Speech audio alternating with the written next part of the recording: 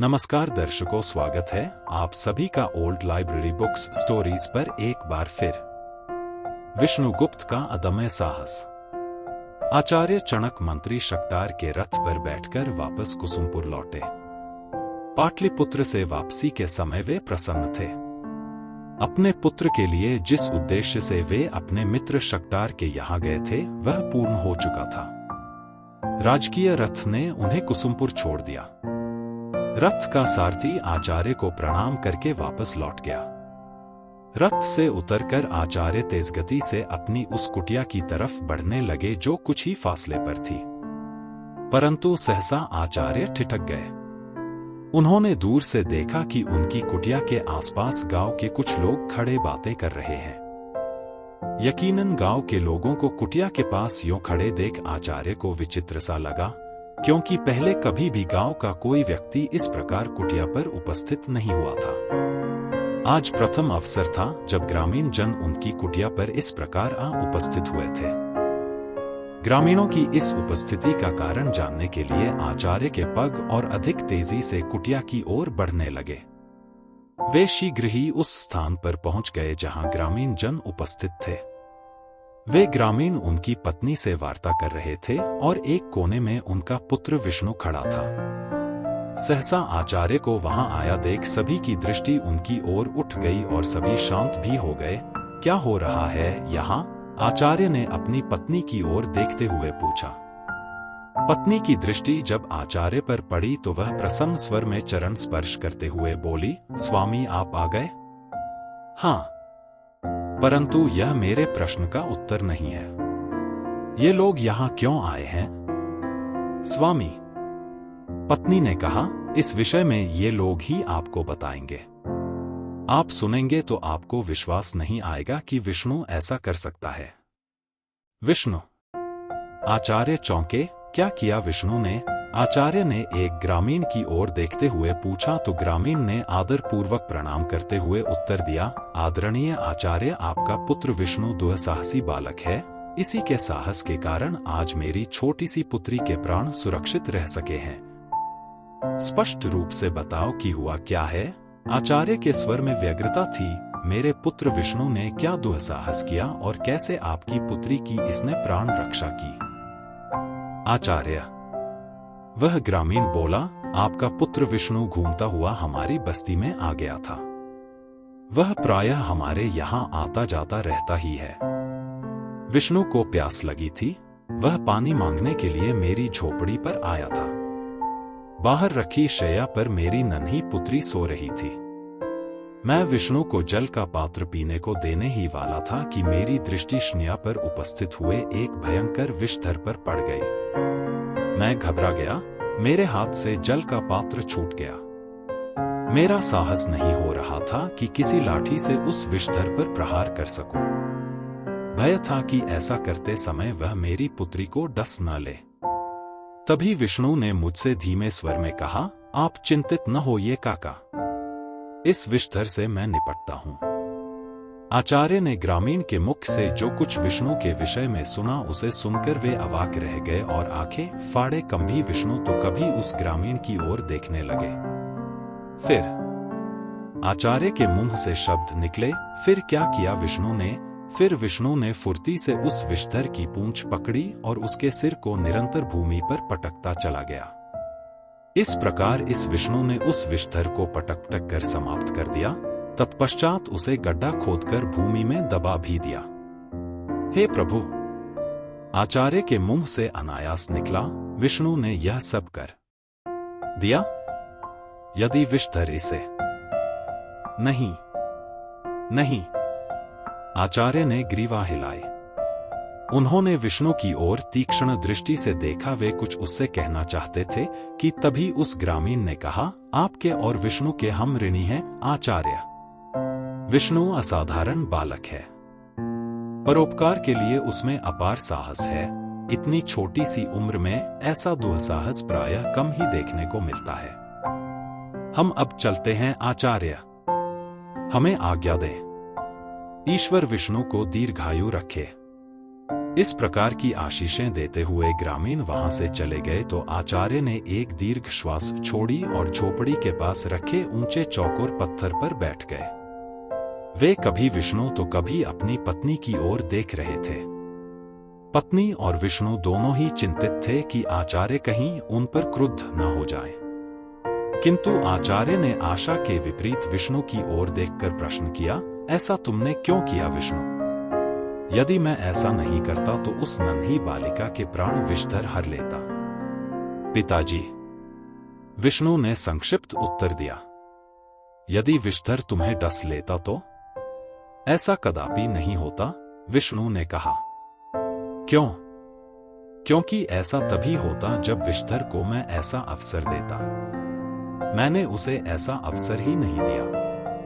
युद्ध में शत्रु को आक्रमण का अवसर दिए बिना ही प्रहार पर प्रहार करने से ही शत्रु परास्त होता है।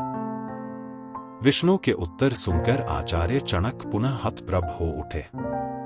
इतनी कम आयु और ऐसा दुस्साहस। आचार्य को अनुभव हुआ कि यदि विष्णु की ऐसी गतिविधियों पर अंकुश नहीं लगा तो कभी भी उसके लिए संकट खड़ा हो सकता है।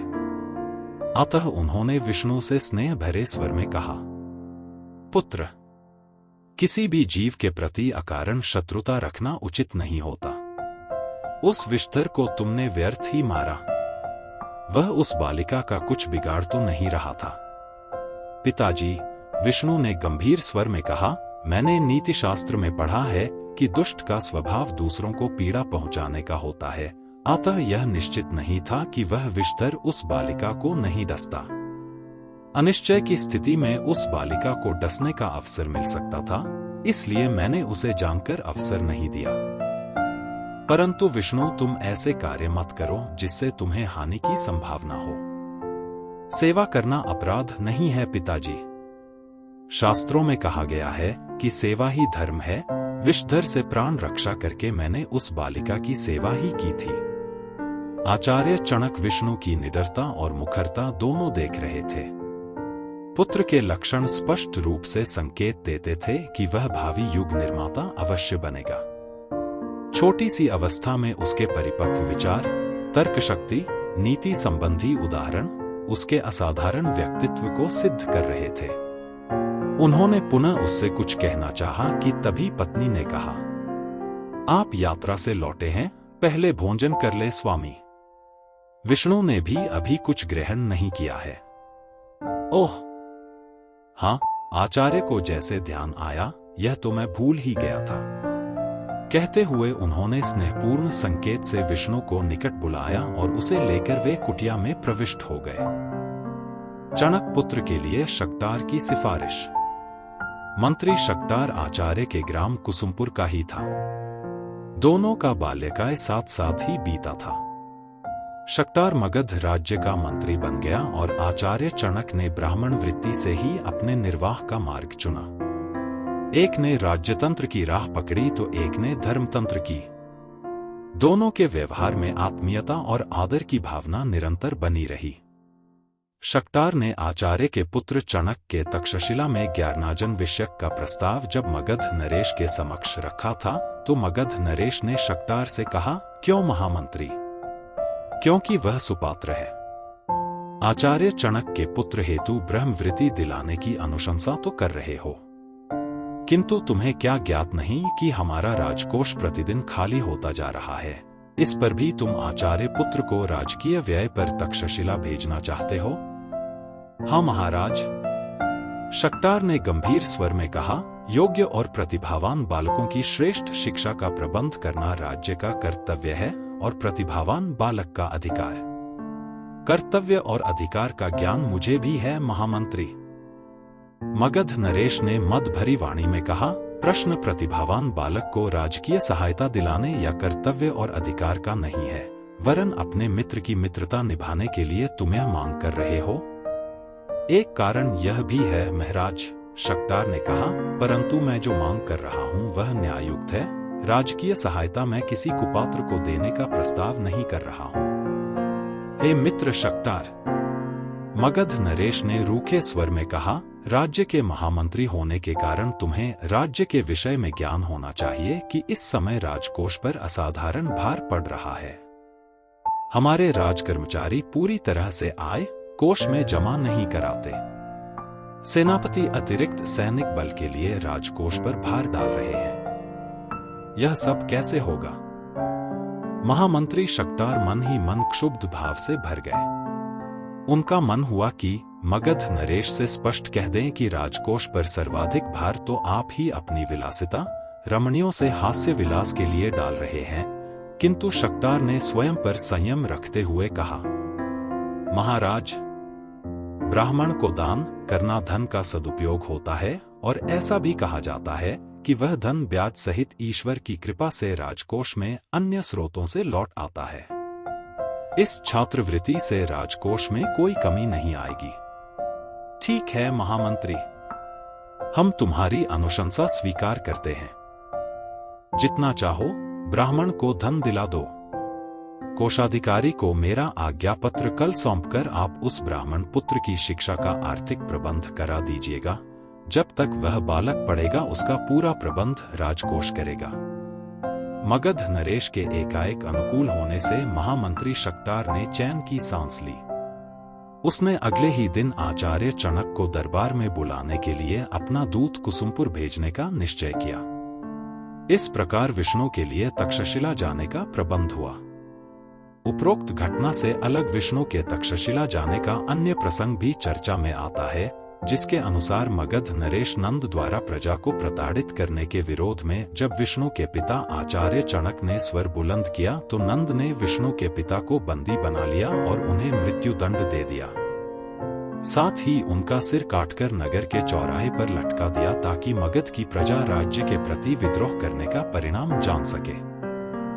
उस कटे हुए सिर को बालक विष्णु अंधेरी रात्रि में सैनिकों को चकमा देकर ले गया और उसने एकांत वन में चिता पर पिता का सिर रखकर पिता का अंतिम संस्कार किया। उसके पश्चात उसने वहीं नंद के नाश की प्रतिज्ञा की तथा नंद के नाश न होने तक उसने शिखा खुली रखने तथा पका हुआ अन्न न खाने का भी व्रत अपनाया। फिर गांधार प्रांत में तक्षशिला विश्वविद्यालय की ओर प्रस्थान कर गया। तक्षशिला जाते समय वह अंधकार में एक जगह ठोकर खाकर मुंह के बल गिर गया, जिससे उसके दोनों दांत टूट गए थे। वह बेहोश हो गया था। ऐसी स्थिति में पंडित राधा मोहन नामक एक धनी व्यक्ति ने उसे मूर्छित अवस्था में देखा तो वे उसे अपने घर ले आए थे। उनकी पाठशाला भी थी। विष्णु कुछ समय उनके पास रहा। पंडित राधा मोहन विष्णु की प्रतिभा से अत्यंत प्रभावित हुए और उन्होंने ही विष्णु को तक्षशिला विश्वविद्यालय में प्रवेश के लिए सहायता की। तक्षशिला विश्वविद्यालय में पंडित राधा मोहन के सहपाठी आचार्य पुंडरीकाक्ष आचार्य पद पर थे। पंडित राधा मोहन से आचार्य पुंडरीकाक्ष के लिए पत्र लेकर विष्णु ने तक्षशिला के लिए प्रस्थान किया था।